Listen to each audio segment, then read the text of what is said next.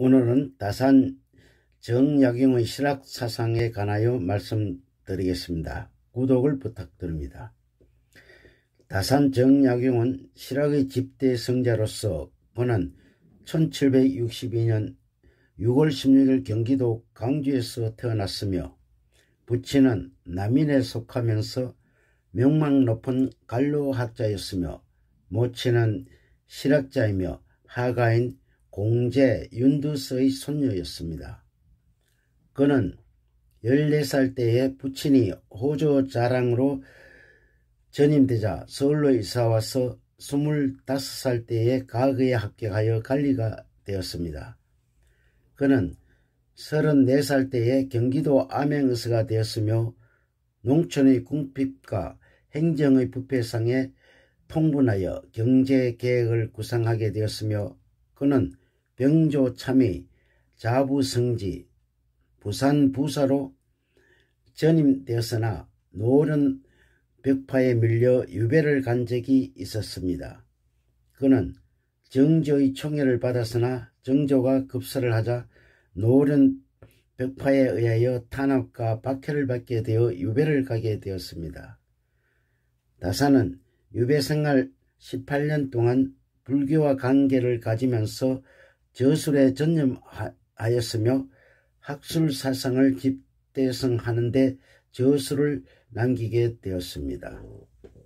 특히 정치, 경제에 대한 계획구상을 밝힌 목민심서, 허멈신서, 경제유표 등이 있으며 이외 500여 권이 넘는 서적이 있었습니다.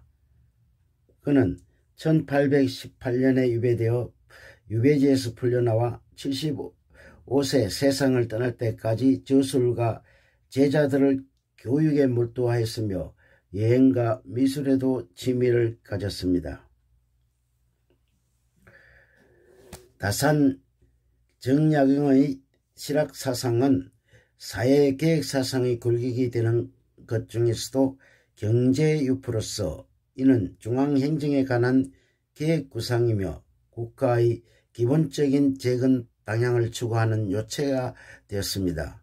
이 책은 강진 유배 시절에 저술을 하였으나 미완성으로 끝맺었지만 저술의 동기는 사회는 무엇 하나 병들지 않는 것이 없어 지금 고치지 않으면 나라가 망친 후에 고치게 될 것이므로 중신과 열사가 그냥 보고만 있을 수 없다고 하였습니다.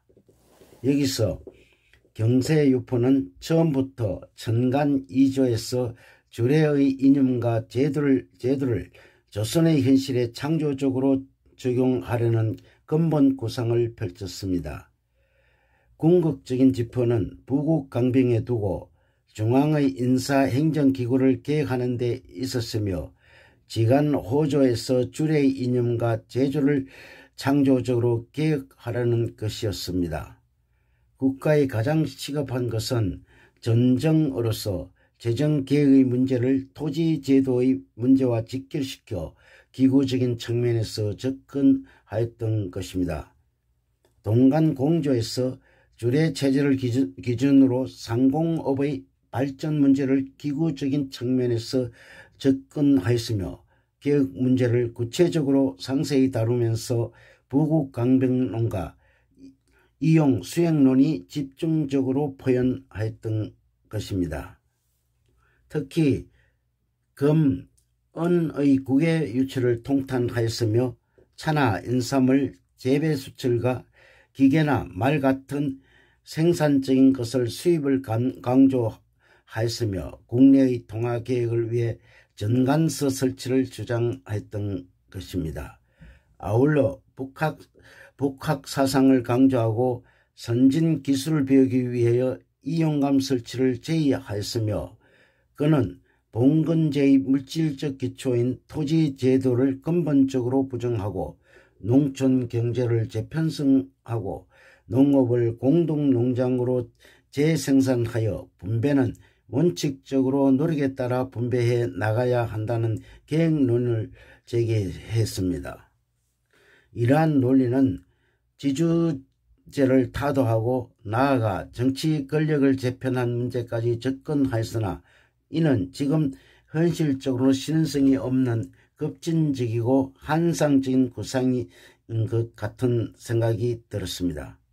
결국 중세 봉건 사회를 극복하려는 다산 정약용의 정치와 경제 사상은 중앙인사행정기구에서부터 재정문제, 상공문제, 토지계획론까지 강범위한 것은 경제적으로 전호제, 사회적으로는 노비제, 정치적으로는 중세적 벌제를 극복하려는 것이었습니다.